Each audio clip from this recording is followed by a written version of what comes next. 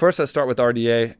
That fight got announced. He's fighting RDA finally. What are your thoughts on that fight? And let's start with that. Well, the fight got announced. It was RDA. I was talking. I don't think I was doing on your podcast, but I said to somebody that logically it was going to be Beneil or it's going to be RDA, ideally, because of the way that the system works.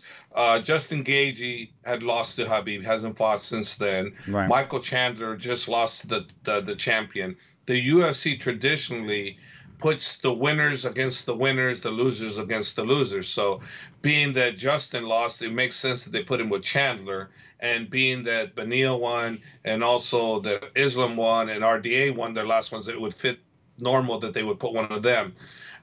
So I was fine with whoever they gave us. I didn't care. I didn't care who it was. It could have been the champion right now for Islam. I don't care because he's going to beat him. It don't matter to me who he fights. They can give him the champion right now. I don't care. He's that good.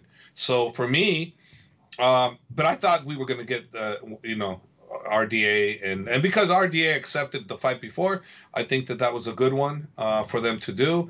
But there was a little miscommunication in there because I think that RDA wanted a 5-rounder, and I think RDA thought that Islam didn't want to do a 5-rounder. Oh, okay. Islam doesn't care. He's going to do a 1 minute, whatever. He don't care. He'll fight you. You're not going to beat him. It doesn't matter to him. Nah. Do 1 minute, 2 minutes. He got to fight you. 5 rounds, 10 rounds. That's what he does, And RDA, the same thing. If someone said RDA is afraid, I'd say the same thing about RDA. He ain't afraid. None of these fighters are afraid. When were you ever afraid to fight anybody? Nobody. That's why I just want to make that clear. Fighters aren't afraid. Things may happen, the miscommunication, things happen of that nature, but fighters are not afraid. Your corner may tell you you're not ready yet, or we don't want this fight for this reason or that reason, or they don't pay you enough money, or et cetera, but because you're afraid, get out of the fight game. If that's who it's a business. It's a business, Hop, and I'll give you an example of that. Nobody's afraid. And when I fought Chris Lieben, I mean, Chris Lieben, everybody knows Chris Lieben, right? Of course. He beat me for the championship at WEC. We fought for the title, and then I wanted a rematch when I got in the UFC after Ultimate Fighter, and then we were told they turned down the fight, which they did in the reunion. Dana called Joe Silva and confirmed that his camp did turn down the fight. But do you think Chris Lieben was afraid and turned down the fight, or do you think his camp turned down the fight because of a business reason? Afraid of you? For sure, he's not afraid of me. No, Chris was like, "Hey, Swick, let's go." Yeah, sure. And if you beat him 10 times, the 11th time he feels he's going to beat you. 100%. If he's a fighter, he's going to go, "Let's go." Yeah. So let's get to the RDA fight for now. How's his camp going? And I don't know exactly when the fight is. So did he start camp yet, or is he just getting in? I saw the thing, but I don't know exactly when the date is. So is he in camp yet or not yet? Okay. Originally, we were supposed to be fighting in December.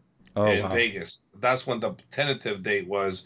And what ended up happening is they ended up working out a deal where they're putting him in Abu Dhabi. So I was planning on going to Dagestan first week of September and staying there overseas for about 2 or 3 months training Eagles MMA, working a lot of the fighters that I've been associated with and, training with Khabib. So Islam hasn't... since he's been home, I don't know what he's doing.